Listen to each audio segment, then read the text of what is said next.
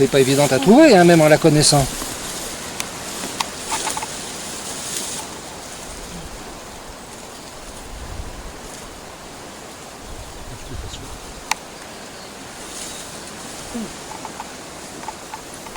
Il s'en va à droite. Ah oui, ça s'en va pas mal.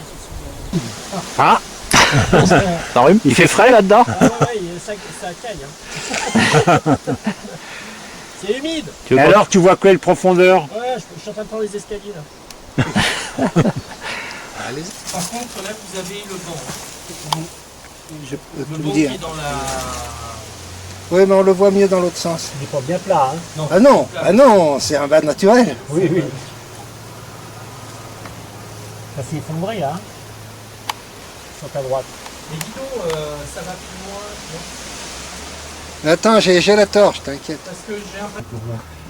Parce que là, tu as des agglomérats de pierres qui ne font pas partie du truc. Ouais, ça monte comme ça et après ça sort. Et tu vois, il a creusé un peu ici pour se rendre compte là. Alors, ce qui m'a vachement intéressé, c'est tous ces créants qui sont par là. Tiens, regarde la torche là, je la mets au fond. Mais, attends, là, ils ont pas un peu coupé le vent là. J'ai l'impression moi qu'il a été un peu tapé le vent là. Et en partie, hein, il n'était pas, mais j'ai mangé, j'étais assis là. C'était pas assis sur celui-là, il était assis sur celui-là. Tiens, moi je vais essayer de la mettre là-bas, là, au fond. Non, mais là en bandoulière, c'est pas la c'est pas très solide. Ah oui, il y a un canal là-bas. Bien sûr. Il y a un boyau, là. Ouais, mais c'est bouché. Il y a un petit boyau.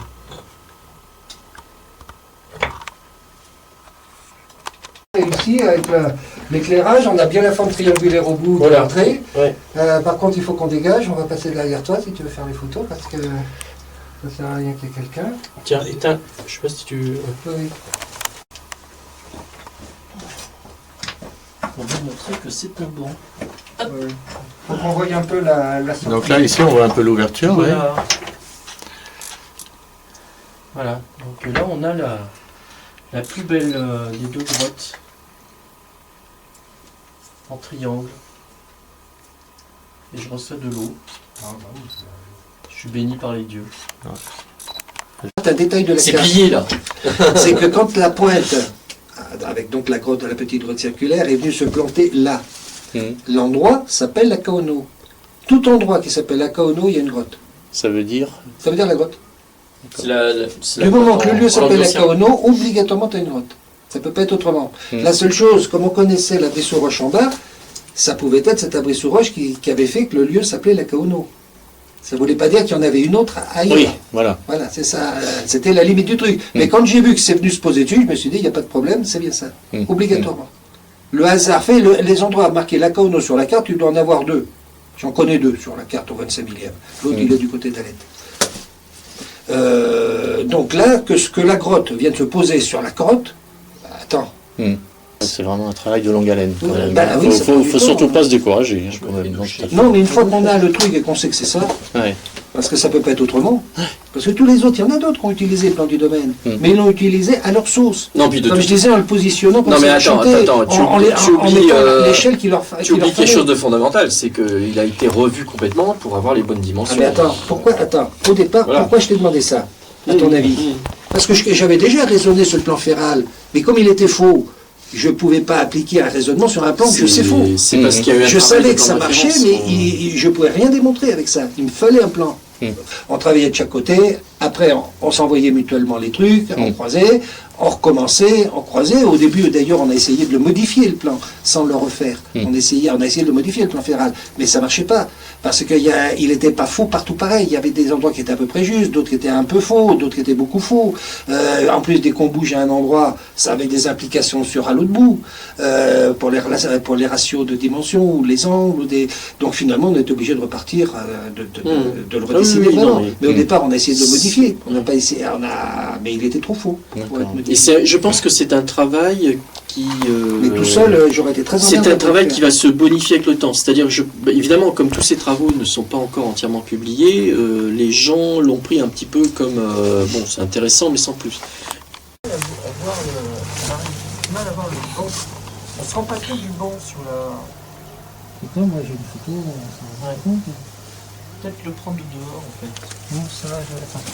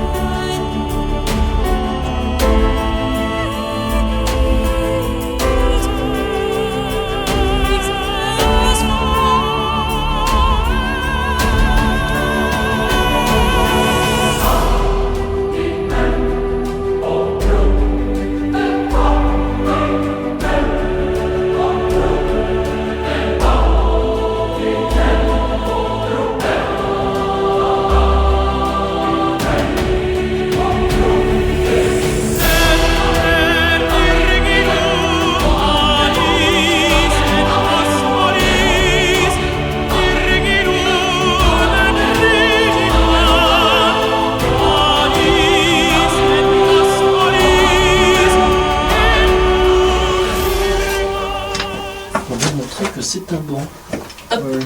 Faut qu'on voie un peu la sortie. Donc là, ici, on voit un peu l'ouverture. Ouais. Voilà. Voilà. Donc là, on a la plus belle des deux grottes. En triangle. Et je reçois de l'eau. Je suis béni par les dieux. Bon, qu'est-ce qu'on peut dire sur cette grotte? Une grotte divine. Où est-ce qu'on en est sur ce chapitre-là? Voilà. De la divinité. Finalement, on a cette- bien avancé. Hein.